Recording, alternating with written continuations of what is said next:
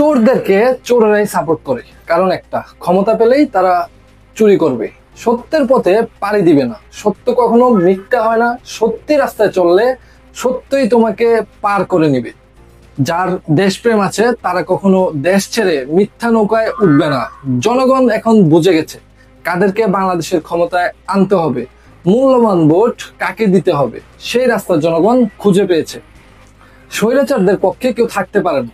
আগামী নির্বাচন সকলকে পরাজিত করে নতুন বাংলাদেশের নতুন মুখ দেখবে বাংলাদেশের সাধারণ জনগণ। 5ই আগস্টের পর সকল দল ও গোটা জাতির বিরুদ্ধে অবস্থান নিয়ে এই বিএনপি ফ্যাসিস্ট খুনি হাসিনার আত্মীয় সেনাপ্রধান ওয়াকার ও রাষ্ট্রপতি চুপ্পুর অপসারণে বাধা দিয়েছিল, এটা আমরা ভুলে যাইনি। আওয়ামী লীগ ও জাতীয় পার্টির নিষিদ্ধতেও ভেটো দিয়েছে।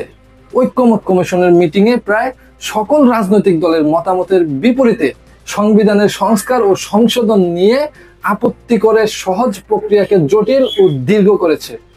এখন বিএনপি 3টি কারণে জাতীয় নির্বাচনের আগে রাষ্ট্রীয় সংস্কার নিয়ে গণভোট চায় না। 3টির মধ্যে একটি হচ্ছে, বিএনপি খুব ভালো করেই জানে ডাকসু, জাকসু, চাকসু আর রাকসুর মতো রাষ্ট্র সংস্কারের বিষয়ে গঠিত জুলাই সনদ এর গণভোটেও এর ভূমিদস্য বিজয় হবে এবং সেই বিজয়ে ফেব্রুয়ারির জাতীয় সংসদ নির্বাচনে বিরাট প্রভাব ফেলবে। 2 হচ্ছে, একই দিনে সংসদ নির্বাচন এবং জুলাই সনদের গণভোট হলে বিএনপি তার দলীয় প্রশাসন, ক্যাডার, চাঁদাবাজ, সন্ত্রাসীদের দিয়ে কেন্দ্রে প্রভাব খাটিয়ে গণভোটের ফলাফলকে নিজেদের মতো করে নিতে পারবে।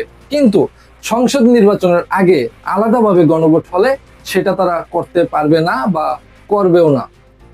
3 হচ্ছে, পালাতক খুনি হাসিনা ও তার দোসরদের বিচার, দেশে পুনরায় একনায়কতন্ত্র, পরিবারতন্ত্র, ফ্যাসিবাদ প্রতিষ্ঠার পথ বন্ধ করা এবং দুর্নীতি, সন্ত্রাস, চাঁদাবাজি, টাকা পাচার ইত্যাদি বন্ধ করার জন্য গঠিত জুলাই সনদের আইনি ভিত্তি।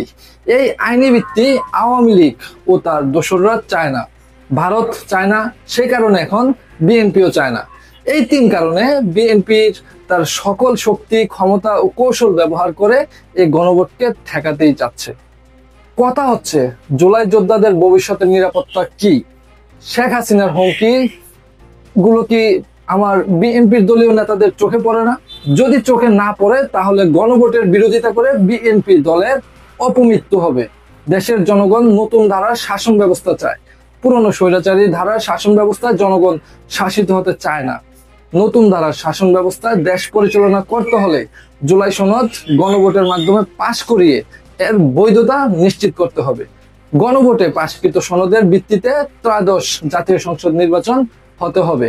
ওই নির্বাচিত সংসদের ভিত্তিতে সরকার গঠন করে দেশে শাসন করতে হবে। নতুবা আজ হোক বা 20-30 বছর পর জুলাই আন্দোলনে অংশগ্রহণকারী যোদ্ধাদের রাষ্ট্রদ্রোহিতা মামলায় ফাঁসির রশি নিয়ে বাঁচতে হবে। একটা জিনিস দেখছি, যতই রিমাইন্ডার দেওয়া হচ্ছে যে পুরনো ধাঁচের রাজনীতি দেশে আর চলবে না, বাট কিছু রাজনৈতিক দল ঘুরে ফিরে সেই পুরনো ট্যাকটিক্সেই ধরে রাখতেছে। বর্তমান জেনারেশন এসব খায় না। বংবাং বুঝ এই জেনারেশন আর বুঝতে চায় না। এই জিনিসটা তারা বুঝতেছে না। পুরনো কলা কৌশল, মানুষের 9-6 বোঝানো, ফাফর দেয়া, এই গুলো এখনো ওইসবই করার চেষ্টা করে যাচ্ছে তারা। জেনারেশন হাসতেছে।